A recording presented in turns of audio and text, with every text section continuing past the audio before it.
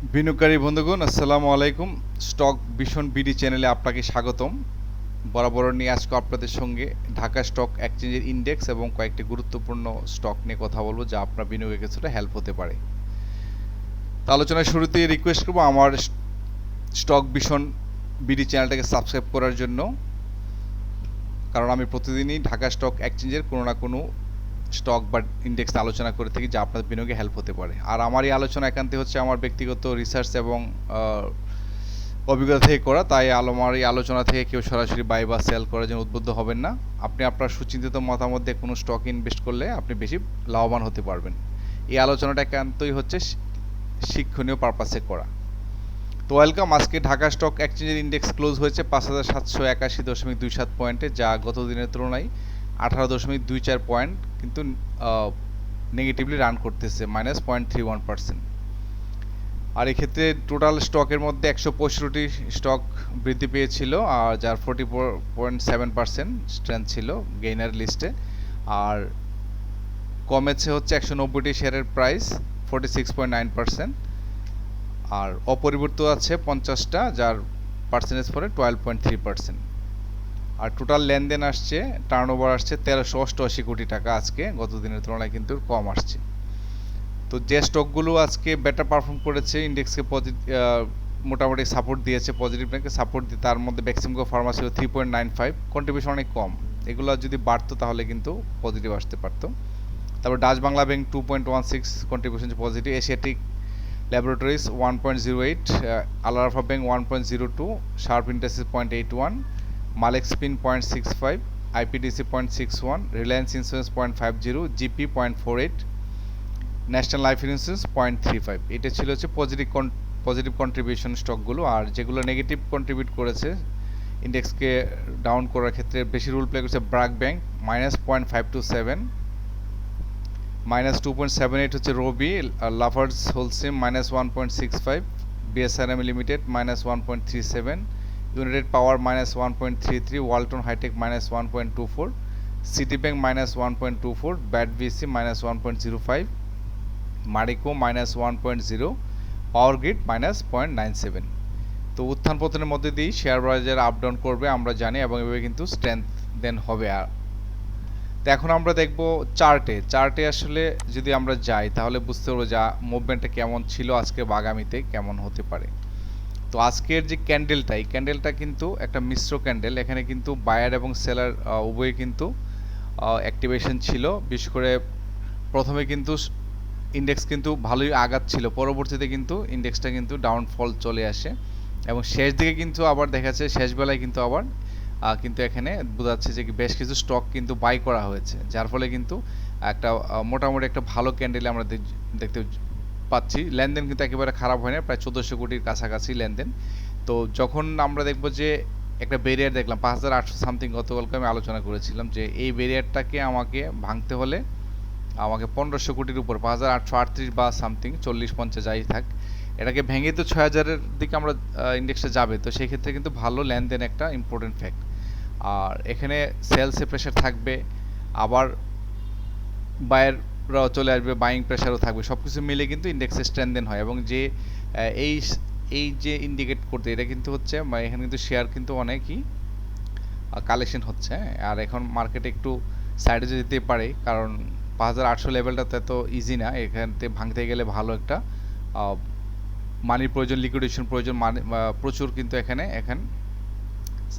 মানি ফ্লোটা কিন্তু বাড়তে হবে। আর মানি ফ্লো বাড়তে গেলে কিন্তু এখানে যে সেলসের প্রেশার আসছে, এই লেভেলে সেলসের প্রেশার আসাটা স্বাভাবিক, যেহেতু ৫,৮৫০ লেভেলটা হচ্ছে আমরা দেখতে পাচ্ছি ইতিপূর্বে কিন্তু বেশ ভালো একটা রেজিস্ট্যান্স ক্রিয়েট করেছিল এখানে। তো সেই জন্য এটাকে ভাঙতে হলে কিন্তু ভালো মানির প্রয়োজন, মানি ফ্লোটা বাড়াতে হবে। সেই জন্যে এভাবে কিন্তু আপ ডাউন করে, তো হয়তো কিছু স্টকের যেগুলো বেড়েছিল এগুলো কমবে, তারপরে যেগুলো কমেছিল একটু বাড়বে, বা একটু কমবে, এভাবে করে করে যখন প্রাইসটা একটু নিচের দিকে আসবে তখন কিন্তু, অর্থাৎ বায়াররা যখন দেখা যাচ্ছে একটা সার্টেন প্রাইসে কিনতে চায়, ওই লেভেলে আসার পরে কিন্তু নতুন নতুন বিনিয়োগ করে, মানে স্মার্ট মানি কিন্তু নতুন করে ইনভেস্ট করতে চায়, না হলে কিন্তু ইন্ডেক্স বা স্টক বাড়বে না। অর্থাৎ ভালো ইনস্টিটিউট মানি যতক্ষণ পর্যন্ত কোনো স্টকে ইনভেস্ট না করবে, বা যদি বিভিন্ন স্টকে ইনভেস্ট না করে তাহলে কিন্তু ইন্ডেক্স কিন্তু বৃদ্ধি পাওয়ার সম্ভাবনা কম, কারণ জেনারেল ইনভেস্টরদের মানি কত, ওদের তো অনেক বড় বড় বিগ অ্যামাউন্টের মানি ইনভেস্ট করা হয়, সেই জন্যে একটা রেট পর্যন্ত না আসলে কিন্তু বায়াররা কিন্তু কিনতে চায় না, সেই জন্যে সেলস প্রেশার থাকে, তখন কিন্তু একটা লেভেল আসার পর আবার নিজেরাই বাই সেল করে, এইভাবে কিন্তু মার্কেট উপরে যায়। তো সেক্ষেত্রে আগামীকালকের যে প্রেডিকশন সেটা হচ্ছে যে আগামীকালকে হয়তো একটু নিচে আসলে 5761 লেভেলটাতে কিন্তু ভালো একটা সাপোর্ট আছে, এখান থেকে হয়তো আবার ঘুরে যেতে পারে, অথবা আগামীকালকে এর উপরে গিয়ে হয়তো শুরু হতে পারে। এটা খুব বড় ধরনের বিপজ্জনক কোনো ক্যান্ডেল না, যে ক্যান্ডেল দেখে আমরা ধরে নিতে পারি যে এরকম যে অবশ্যই একটা বড় ধরনের একটা ডাউনফল হতে পারে, ওরকম না। এখন কিন্তু যত স্টেবল একটা পজিশনে আছে, শুধুমাত্র ওই যে সামনের বাধাটাকে ওভারকাম করার জন্যই হয়তো একটু কারেকশন, কিছু কিছু স্টকের প্রাইস কারেকশনে থাকবে, তারপর কিন্তু আবার মুভমেন্টে যাবে। যেমন আমরা দেখলাম এই যে চার্টের মধ্যে,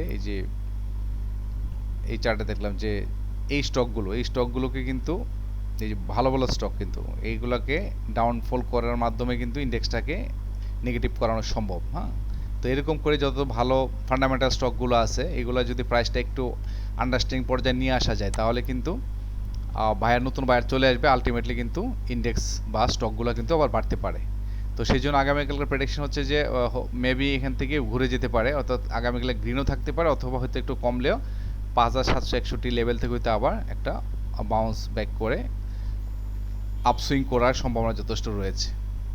তো আজ আমি একটা স্টক নিয়ে কথা বলতে চাই, সেটা হচ্ছে যে বাংলাদেশে একটা ভালো একটা স্টক আছে, যে স্টকটিকে আপনি হয়তো আন্ডার ভ্যালুড হিসেবে বর্তমান মার্কেটে মুভ করতেছে, যদি এটাতে ভালোভাবে আপনি ইনভেস্ট করতে পারেন, যদি ধরে রাখেন 1-2 মাস যদি ধরে রাখতে পারেন, তাহলে কিন্তু আপনি অনেক প্রফিট করতে পারবেন স্টকটি থেকে।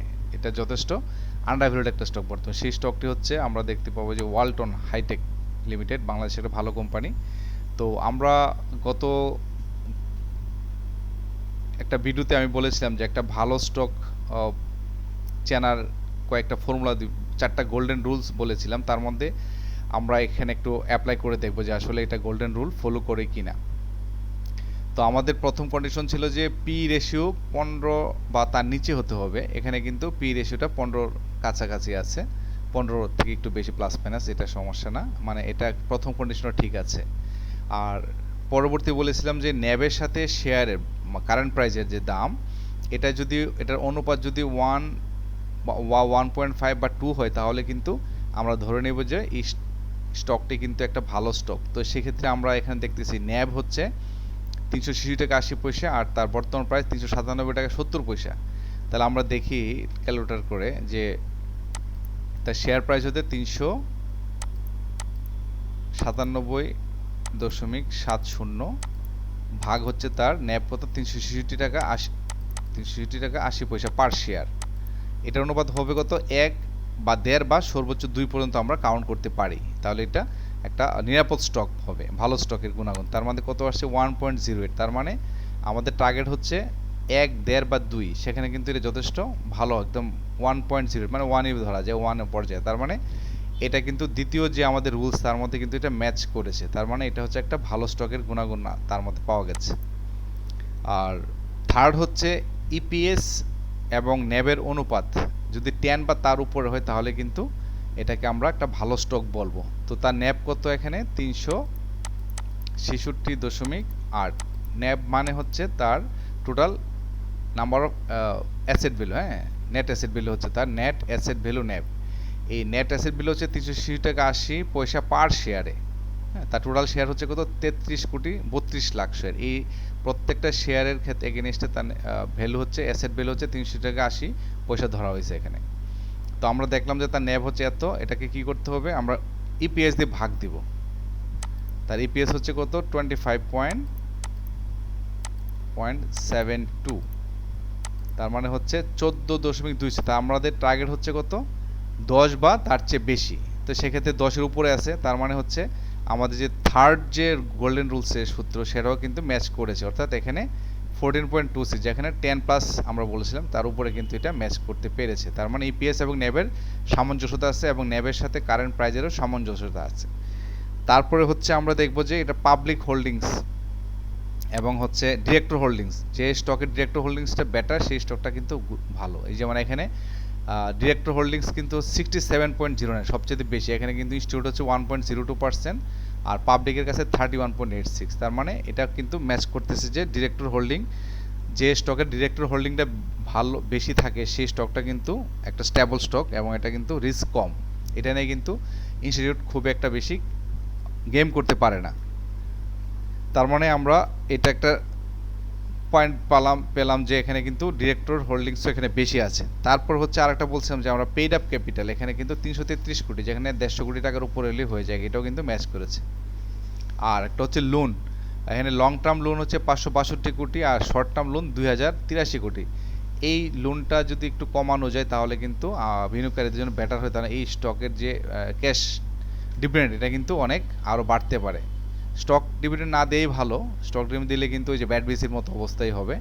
তো 175% ক্যাশ ডিভিডেন্ড দিয়েছিল গত বছর, আর এটার কিন্তু রেকর্ড ডেট হচ্ছে সেপ্টেম্বর 2025 সালে ছিল 28 সেপ্টেম্বর গত বছর। হ্যাঁ, সাধারণত এইরকম সময়ই কিন্তু সেপ্টেম্বরের দিকে কিন্তু ওনারা ডিক্লারেশন করে থাকে, ডিভিডেন্ড ডিক্লারেশন করে থাকে। তো ওভারঅল তাহলে আমরা এটা দেখে নিলাম, ভালো স্টকের যতগুলো গুণাগুণ সবগুলাই কিন্তু তার মাঝে আছে। এই স্টকটা আমরা প্রাথমিকভাবে দেখে নিলাম। এখন আমরা দেখব যে তার চার্টে চলে আসি, ওয়ালটন আপনি কেন বিনিয়োগ করবেন। প্রথমে আমরা দেখব যে এখানে স্টকটি কিন্তু যথেষ্ট কারেকশন ফেজে আসছে। সেই সর্বোচ্চ ভ্যালু ছিল তার কত 1400, এখান থেকে কিন্তু কারেকশন হতে হতে কিন্তু এখন একদম লাস্ট পর্যায়ে আসছে, ঠেকছে কততে, এখানে আমরা দেখলাম 361 সামথিং, কত 300, এটা কত এই লেভেলটা আমরা যদি দেখি তাহলে এটা হচ্ছে 356, এই লেভেলে এসে পড়ছে। তার মানে হচ্ছে এই স্টকটি টোটাল 76.87 অর্থাৎ 77% কিন্তু এটা অলরেডি কারেকশন আসছে। এখন এখান থেকে কিন্তু স্টকটি কিন্তু আবার আপট্রেন্ড করার জন্য প্ল্যান করতেছে, এবং তার কারেকশন শেষে এখন এই ধরনের লেভেলে যদি কেউ লং টার্মের জন্য বা মিড টার্মের জন্য বিনিয়োগ করতে চান বা শর্ট টার্মের জন্য, তারা কিন্তু এখান থেকে একটা ভালো রকম প্রফিট পেতে পারেন। কিন্তু অলরেডি আমরা দেখতে পাচ্ছি যে বর্তমানে এই স্টকটি যেভাবে তার একটা প্যাটার্ন ক্রিয়েট করছে, এটা কিন্তু চমৎকার একটা প্যাটার্ন। এটা হচ্ছে আমরা সাধারণত টেকনিক্যাল অ্যানালাইসিস ভাষায় বলি যে কাপ অ্যান্ড হ্যান্ডেল বলি। তো কাপ অ্যান্ড হ্যান্ডেল করতে গেলে তার মাত্র 411 টাকা লেভেলে আসার পরে কিন্তু স্টকটি একটা কাপ অ্যান্ড হ্যান্ডেলের কাপ পূর্ণ করবে, তারপর কিন্তু একটু কারেকশন ফেজে আসে, তারপরে হয়তো দেখা যাচ্ছে এখানে 394, আমরা যদি একটু আর্ট করে এখানে দেখি এটা, যেমন এখান থেকে হয়তো এটা এভাবে যাচ্ছে অলরেডি যাওয়ার পরে এখানে যাওয়ার পর এটা এই যে এই লেভেলটাতে আসতে পারে, এই যে এই লেভেলটাতে আসার পর এটা হচ্ছে কত লেভেল 390 টাকা লেভেলে আসতে পারে। আসার পর এখান থেকে কিন্তু আবার একটা আপসুইং করে এটাকে ওভারকাম করে চলে যাবে হচ্ছে 430 টাকা লেভেলে। এটা একবারে নাও যেতে পারে, হয়তো একটু সময় এখানে কনসোলিডেশন করতে পারে কিছু, এখানে কিন্তু শেয়ার কালেকশন হবে প্রাইস, কারণ এটাকে ভাঙার জন্য তো ভালো পরিমাণ বিনিয়োগ দরকার, মানে মানি ফ্লো দরকার, সেই জন্য কিন্তু অনেক সময় প্রাইসটা কমানো হয়।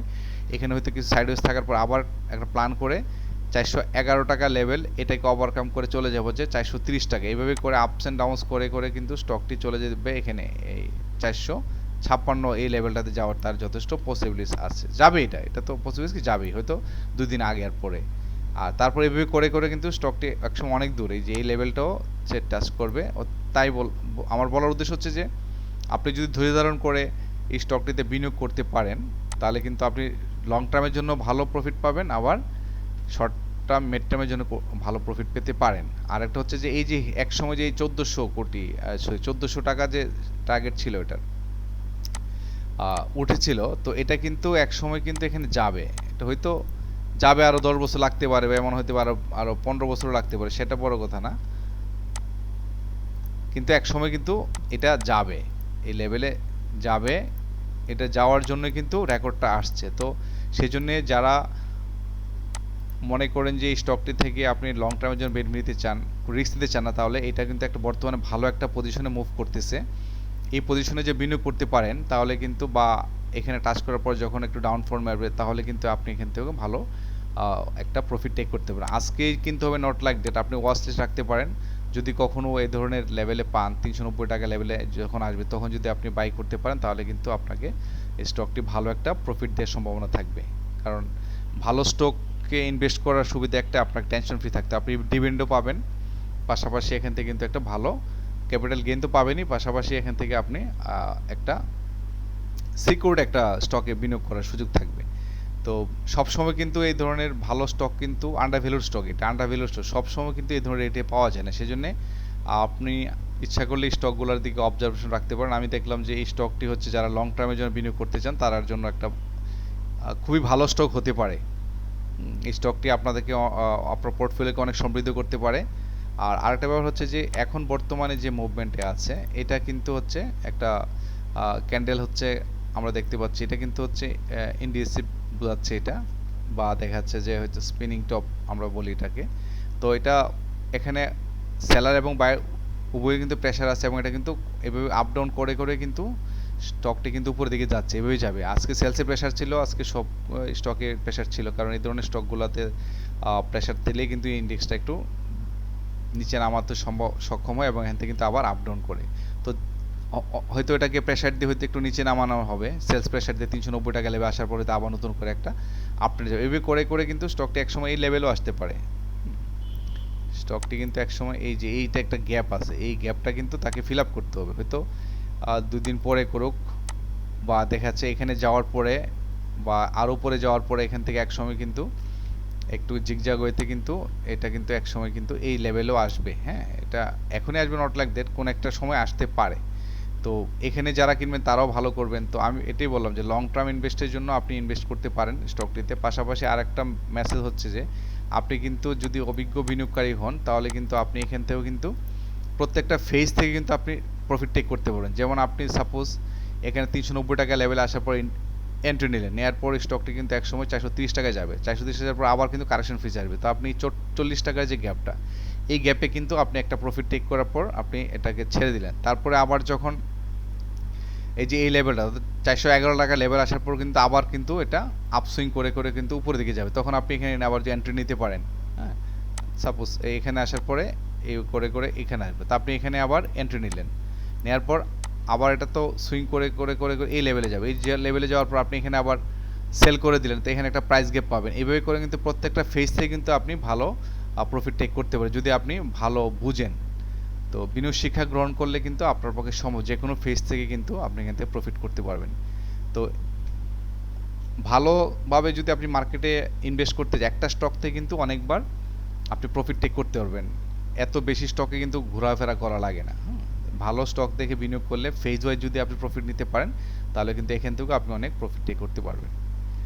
তো ওয়ালটন হাইটেক নিয়ে উদ্দেশ্য একটাই যে আপনারা অনেকে হয়তো আমাকে জানান যে লং টার্ম ইনভেস্টের জন্য কিছু স্টক সাজেস্ট করার জন্য। তো আমি দেখলাম যে একটা স্টক, সবগুলো স্টক নিয়ে কথা বলা তো একদিন যাওয়ার দরকার হয় না, যে একটা স্টক নিয়ে কথা বলি। তো আজকে সেই ধারণা থেকে ওয়ালটন হাইটেকটা নিয়ে কথা বললাম। তো ওয়ালটন হাইটেক নিয়ে আপনারা প্ল্যান করতে পারেন, ওয়াচলিস্টে রাখতে পারেন, এখানে আপনি প্রফিট টেক করতে পারবেন আশা করি। আর একটা মেসেজ হচ্ছে যে আমার পেইড সার্ভিস একটা আছে, যদি কেউ কোনো স্টকের ব্যাপারে পরামর্শ নিতে চান বা পোর্টফোলিও ম্যানেজমেন্টের ক্ষেত্রে যদি কোনো কনসালটেশন নিতে চান তাহলে আমার হোয়াটসঅ্যাপ নাম্বারে যোগাযোগ করতে পারেন। আমি চেষ্টা করব আপনাদেরকে সর্বোচ্চ সাপোর্ট দিয়ে প্রফিটেবল করার জন্য। ধন্যবাদ বিনিয়োগকারী বন্ধুগণ এতক্ষণ আমার সঙ্গে থাকার জন্য।